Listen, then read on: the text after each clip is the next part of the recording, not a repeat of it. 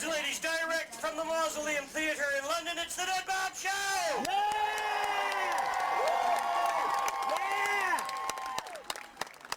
Just sitting around one day, got a call from the Maryland Renaissance Festival. Thank you, John Strukin. And he said, so you want to come play the Village Idiot up in Maryland? It was certainly typecasting, but it was only 3 weeks before the fair. 3 weeks. Not much prep time. No, and I had nothing. At the time, I was working with the Atlanta Shakespeare Company and was living in the warehouse. And in one of the Shakespeare parodies we were doing at the Georgia Fair, we had a dead body that we used all the time, right? We already had the name Bob. That's a pretty tall order, only 3 weeks to go. I really had no idea what I was going to do, and so I was sitting in the warehouse, and I sat down, and I leaned up against a post, and Bob was hanging on the post. And I jostled him loose, and he fell on my lap. At the time, he had a different kind of a head. He had just kind of this sort of wired mask thing up on his head, and I never liked that. We had just finished doing our production of Hamlet, and hanging up on the wall of the Shakespeare warehouse there was the York. The York skull was hanging there, the last poor York. And I thought, well, this is Bob's head. You know, this is what we need for Bob's head. So I took it off the wall, and I got it to sit up on top of the puppet. And I made his jaw move up and down. You know, I didn't have any kind of a character for him at all. That was it. I said, okay, I'm going to take this up, and this will be my thing when I get to Maryland. So I took it up there, but I still had nothing, really. Welcome to the Dead Bob Show. I'm your host, Dead Bob. Hello, Bob. Hello. And this is Smudge, my dummy. Oh, don't bother. He's an idiot. And he ugly. Hence the bag. Thank you. You're welcome. He turned you to stone, let me tell you. So I get up there, and my face wasn't covered in the beginning. I was thinking that maybe we'd have actually two people talking to each other. And I had kind of an idea for characterization.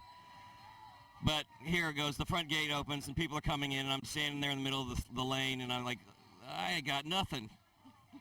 I got nothing. And so I beelined off the side, you know, to the nearest exit. And I'm sitting there, what am I going to do? What am I going to do? Well, I finally wrote some new material. And that was it. To this day, I don't know when we think of this. I don't know if it happened by accident or if I actually thought. I was dressed in sort of rags. And I had a burlap bag that was slit down one side as a hat. And so I thought, well, if I just switch this thing around, then I disappear, and all the focus goes over to the puppet, right? And then, you know, now I got something to go with. At least I don't have to keep two completely different personas going at the same time. I go back out, and I gave him kind of a clowny voice. I was talking like this to mostly the kids. Hey, how you doing? My name's Dead Bob. And about a half a day of that, my voice was shot, right? So, you know, I was kind of nursing my voice for the rest of that first day. And then Sunday, the next day, I got assigned to go up and do the front gate and greet people as they're coming in the gate. And this is where Bob was born. This girl comes in, she's got short shorts and a little crop top, you know, probably like 19 years old, just total hottie. And suddenly I go up from my ear, I go, hey, where you been all my death? So where you been all my death? So in that instant, Bob came to. Bob was born. Dead Bob was born. Bob is the male libido personified. Hey, hot pants, you want to get lucky? Oh, No. Vixen, you temptress, I saw you undressing me with your eyes. You want some of this? So then I just went around and hit on women all day and got away with it. Something I'd never been able to do in my own life. There's a balcony I could do Shakespeare from. Name's Bob. Dead Bob. It was like this beast waiting to get out, because I'd been a total new age wimp, you know, before that. It was just kismet, you know. There's every fair festival director in the country, it seemed like, came to Georgia the next year to scout. And every one of them hired Bob, you know. So have you seen the Dead Bob Show, Meathead? Of course. Bless your heart.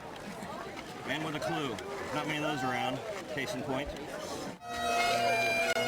Stop strangling those geese!